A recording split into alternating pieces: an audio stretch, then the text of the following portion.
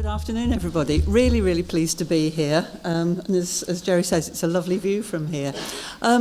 Yes, we were the first e-cig friendly stop smoking service, and I'm so proud of that. I'd had the same fears about e-cigarettes that people are still expressing now.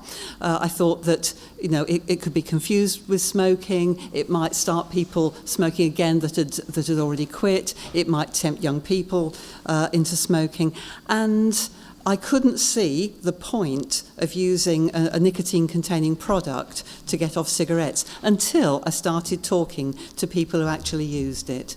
And part of that was at the e-cig summit in London. And talked to some fascinating people who had switched completely from smoking combustible cigarettes.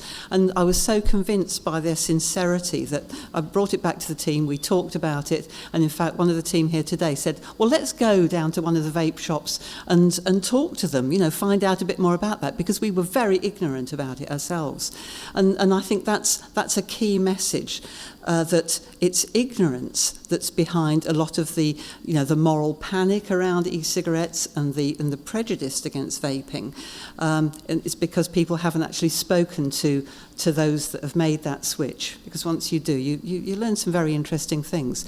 So the vape shop owner who came and talked to the team was as scared as we were in a way. He was very defended. We were all kind of like this.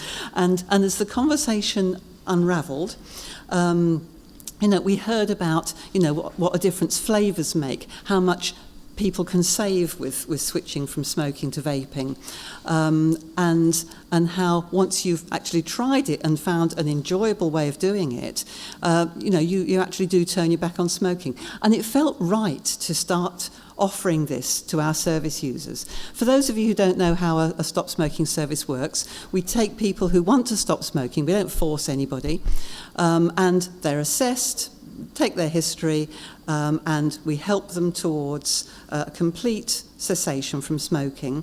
And we use licensed products, nicotine replacement therapy, Champix and so on. And usually about half of those who go through the programme stop smoking, at least for a while, and some of them relapse and come back to us again. Once we started encouraging people to use e-cigarettes, and that wasn't something that we could do just like that. There were tensions about whether it was the right thing to do. We had some team members who were afraid that if something happened to them, if somebody went and had a heart attack after they started vaping, would it come back on us, and would we be professionally culpable for the damage that we'd done to them? Should we have just said no vaping, it's bad for you? We got through that, and in fact the success rate with stopping smoking with behavioural support, an e-cigarette, and sometimes nicotine replacement therapy as well, that combination increased our success rates by about 20%. And it was that, I suppose, that gave us the confidence to make a lot more noise about this secret, if you like. We started talking to other services. We've talked to providers, commissioners, public health leaders, not just in the Midlands, not just in the UK, but internationally as well. And I think what staggered me, I suppose, is how easily you can convert a skeptic to somebody who will open their minds and be positive about it, who is willing to do some more trawling and finding more facts. Once you just give that insight into the difference it makes to individuals' lives. These are people that have said they want to stop smoking. We want to help them stop smoking. I want to give them something that will work for them. And if they believe in it, it's not for me to be saying, no, you can only stick to the traditional licensed products. Let them try something that they find works.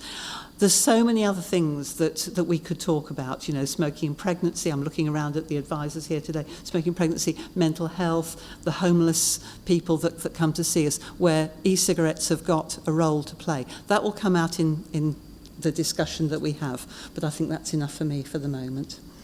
Thank you.